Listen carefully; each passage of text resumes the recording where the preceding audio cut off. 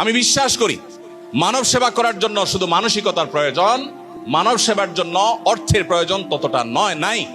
আপনি শুরু করেন, আপনি একজন মসজিদের ইমাম হিসেবে যখন দায়িত্ব পালন করবেন, আপনার এলাকার সমস্ত ময়লা আবর্জনা পরিষ্কার করে তরুণদের জন্য নানামুখী উদ্যোগ নিয়ে আপনি এমন সব কাজ করতে পারেন যে কাজগুলোর জন্য আসলে অর্থের কোনো প্রয়োজন নেই, তহবিলের কোনো প্রয়োজন নেই।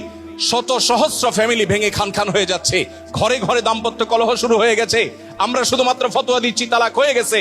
আমরা দুটি পরিবারকে, দুটি স্বামী স্ত্রীর মধ্যে, একটি দম্পতির মধ্যে সম্পর্ককে জোড়া লাগাবার জন্য উদ্যোগ কয়জন নিয়েছি? কয়জন মসজিদের ইমাম বলতে পারবেন যে আমি আমার মসজিদ মহল্লার সমস্ত মানুষদেরকে বলে রেখেছি, আপনাদের কারো স্বামী স্ত্রীর মধ্যে, বউ শাশুড়ির মধ্যে মনোমালিন্য তৈরি হলে, ভাই মনের মধ্যে ঝামেলা তৈরি হলে আমাকে ডাকবেন, শতভাগ গোপনীয়তা রক্ষা করে আমানতদারিতার সাথে আমি আপনাদের মীমাংসার জন্য উদ্যোগ নেব, তার জন্য প্রয়োজনীয় প্রশিক্ষণ গ্রহণ করব। কয়জন আলেম আছে ভাইরা আমার? ওলামা একরাম যদি উদ্যোগ নেন, তাহলে আজ আমাদের ধ্বংস হতে যাওয়া পরিবার ব্যবস্থাপনা, এটাকে আবারও আমরা পুনরুদ্ধার করতে পারবো। অতএব মানব সেবার মানে শুধুমাত্র তহবিল ভিত্তিক, ফান্ড ভিত্তিক বিভিন্ন কার্যক্রম পরিচালনা করা নয়। এরপরে আমি যে বিষয়টি বলতে চাই 7 নম্বরে, সেটি হলো মতবিরোধ। এটা আমাদের স্বভাবজাত একটি বিষয়। ওয়াকানাল ইনসানু আকসারা শাইইন জাদালা, যতজন তত মত হবে, এটি খুবই স্বাভাবিক একটি ব্যাপার। কিন্তু আজ মতবিরোধপূর্ণ বিষয়গুলোকে আমরা অনেকে বড় করে দেখি।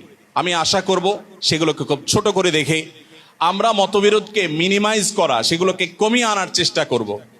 ডক্টর খন্দকার আব্দুল্লাহ জাহাঙ্গীর রাহিমাহুল্লাহ একটি কথা বলতেন, আমি উম্মার এই বিশাল জনগোষ্ঠীকে ঐক্যবদ্ধ করার মতো শক্তি সামর্থ্য রাখি না, কিন্তু একটা শক্তি, একটি সামর্থ্য আল্লাহ আমাকে দিয়েছেন, সেটি হলো বিভক্ত এই উম্মাকে আরো বেশি বিভক্তির দিকে যেন না নিয়ে যাই। অন্তত উম্মার বাড়িতে আগুন লাগা এই ভয়াবহ পরিস্থিতিতে যেন নতুন করে আবার ঘি না ঢালি, নিজেকে যেন নিবৃত রাখি, যে উম্মার বিভক্তির ক্ষেত্রে যেন আমার কোনো ভূমিকা না থাকে।